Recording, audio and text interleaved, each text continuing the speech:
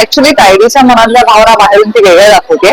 तायडी खरं तर खुश नाहीये, या दोघांचं लग्न कधी होऊ नाहीये. रादर मल्हारच्या आयुष्यामध्ये कुठली मुलगी येऊच नाही हा तिचा प्रयत्न होता. बट समोर कुठे तिचे प्लान फसलेत आणि तिला जे हवंय ते होत नाहीये.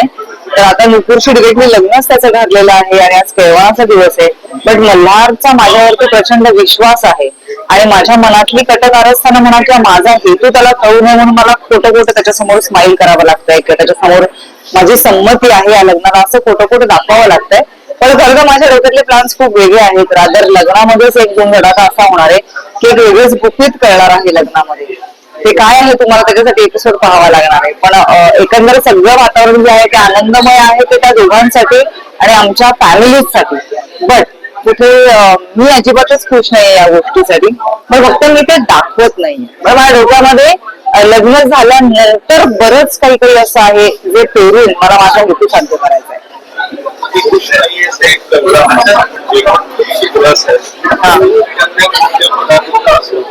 सगळंच मला पारंपरिक म्हणजे महाराष्ट्रीयन जेवण, पारंपरिक म्हणण्यापेक्षा महाराष्ट्रीयन जेवण फार आवडतं. मी व्हेजिटेरियन आहे आणि कधीही म्हणजे आपण म्हणतो ना की मराठमोळं खाणं कधीही माझ्या समोर ठेवलं तर मी कधीच नाही म्हणत नाही. ऑफकोर्स डाएट मध्ये मी शुगर वगैरे फार इंटेक करत नाही. शुगरचा इंटेक कमी आहे माझा आणि ऑइली स्पायसी पदार्थ कमी करते. पण आज मी सगळं डाएट बाजूला ठेवणार आणि आज मी व्यवस्थित जेवणार आहे.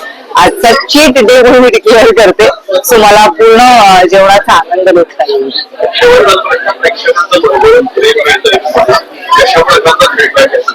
खूप सुंदर प्रेक्षकांचं प्रेम आहे म्हणूनच मी आज इथे माईक धरून तुमच्यासमोर उभी आहे. तुम्ही इंटरव्ह्यू घेताय माझा. त्यांचं प्रेम, त्यांचा आशीर्वाद आहे. माझ्या कॅरेक्टरवर ते प्रचंड प्रेम करतात म्हणूनच मी आज अभिनेत्री म्हणून तुमच्या समोर उभी आहे. मला असं वाटतं ते प्रेम जोपर्यंत आहे तोपर्यंत माझ्यातला कलाकार जिवंत आहे आणि माझ्या प्रत्येक कामाला खूप चांगल्या पद्धतीने प्रेक्षकांनी दाद दिली आहे, देत राहणार आहेत याची मला खात्री सुद्धा आहे. कारण की जेव्हा प्रेक्षक एखाद्या कलाकारावरती प्रेम करतो तो निश्चित प्रेम करतो आणि तो विश्वास त्यांनी कुठेतरी शालिनीच्या कॅरेक्टर पासून मला दाखवला. आधी अन्विताचं कॅरेक्टर केलं होतं स्वप्नांच्या पलीकडल्यामध्ये. त्या पसंतीला उतरली आहे मी प्रेक्षकांच्या आणि ती पसंती कायम मनात टिकून ठेवण्याची जबाबदारी माझ्यावरती आहे आणि ती नक्कीच मी पार पाडत राहणार आहे. फक्त त्यांचं प्रेम आणि आशीर्वाद काय माझ्या पाठीशी असले पाहिजे. थँक्यू.